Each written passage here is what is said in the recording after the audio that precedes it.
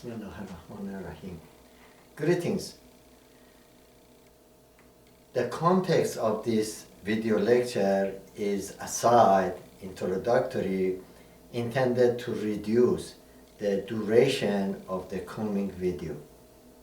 Now it is also going to be the second in a mini series of 4 or 5 video lectures about the concept of implicit differentiation.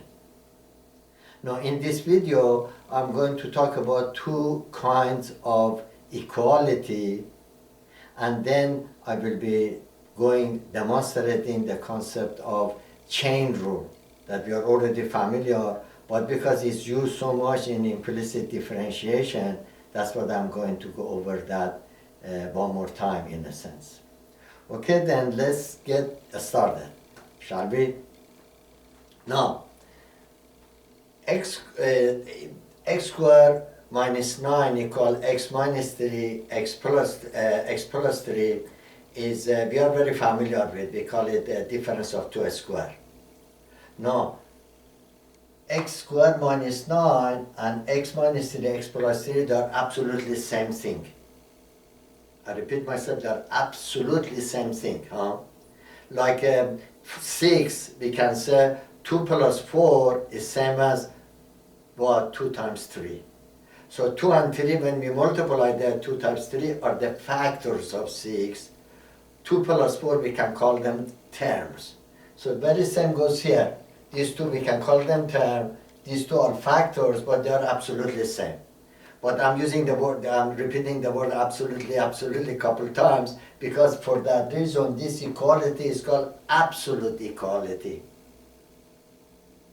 And another name for that is called identity.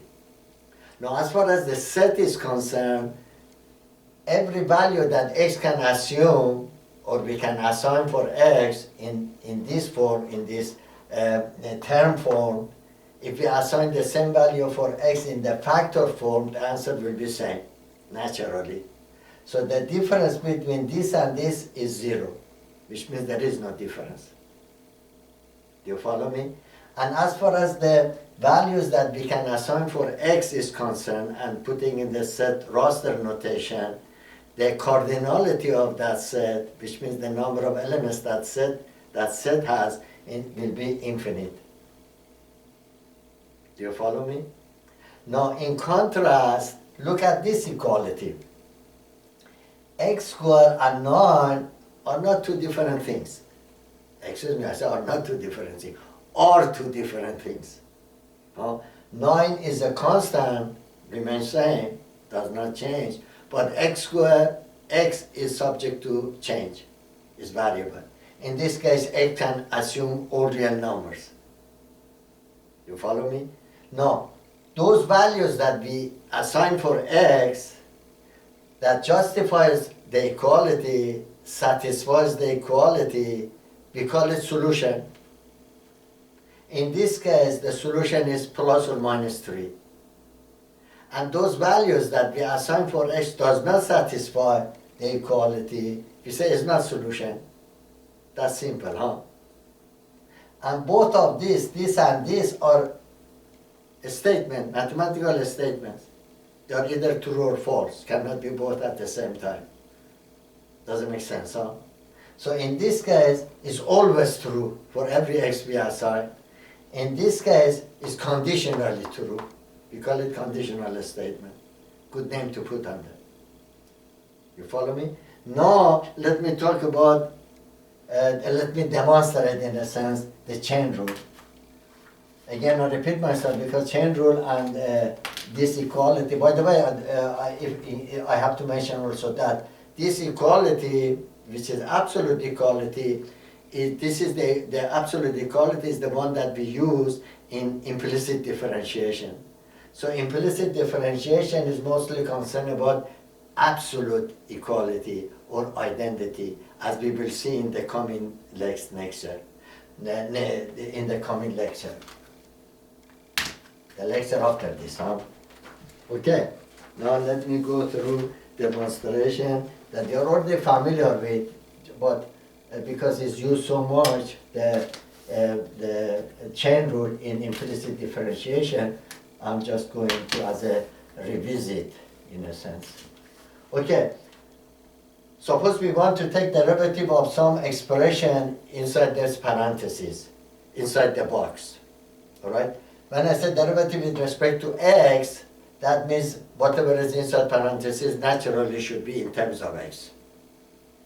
And then derivative of whatever is inside the x could be a polynomial of degree 19, can be long, 10 miles long. And to the power of n is an integer, then equals to n times that whatever is inside parentheses, whatever is inside the box, n minus 1 times derivative of the box, derivative of the material, the inhabitant inside the box. That's the chain rule that we are familiar with. You follow me? Now, I mentioned n is an integer. Then you ask, can also n be a non-integer rational numbers? Non-integer rational numbers, like 2/3, like 5, 6, can it be that also? And the answer is, when we apply it, we cannot make assumption, yes, it can. And if n is not a integer, if it is a, let's say, a non-integer rational number, can be still say that times 1 less times derivative of the box. Can we say that? The answer is that we can, but it needs justification, because mathematics does not take anything for granted. Whatever you see, you say you have to justify that one. And the implicit differentiation, in fact, comes in that case also to help us to justify that, yes, n can also be about a non-integer rational number. And I'm going to put one video just for that, for showing that n can be non-integer rational number using implicit differentiation. Okay? Now comes the point that we say, okay, whatever is inside the parentheses is in terms of x, we know that. Whatever is inside that, what about if we let y to represent that rather than parentheses, rather than a box? Let y to represent that one, in a sense is substitution, then we will have y, derivative of y to the n equals n times y to the n minus 1 times derivative of y. You follow me? So we use that one, for example, derivative of y squared is 2y times derivative of y with respect to x. Now, y that is going to substitute whatever inside parentheses, there are also two conditions imposed on that, which means the expression that is inside the parentheses must satisfy two conditions in order y to represent that one. And that is something that we will be investigating in the coming video lecture. Now again, as an aside, I would like to mention in my case in my high school, I was just learning derivative of y squared is 2y dy, 2y times derivative of y with respect to x. In my case was 2y y prime, and I didn't know why. And none of my classmates knew mine, and that is the way we were being taught, unfortunately, in a sense of parrot-like. But here it is, that's the reason I brought that one up, so that you know there is in mathematics, you don't take anything for granted, and you do not kind of memorize without knowing what you are doing, whatever you are saying. There is always justification, and once you go through the justification, that makes also mathematics very interesting. It takes away the so-called anxiety of that away. Okay then, I thank you for watching. As I already mentioned, this video was short, and until coming next video, so long and goodbye.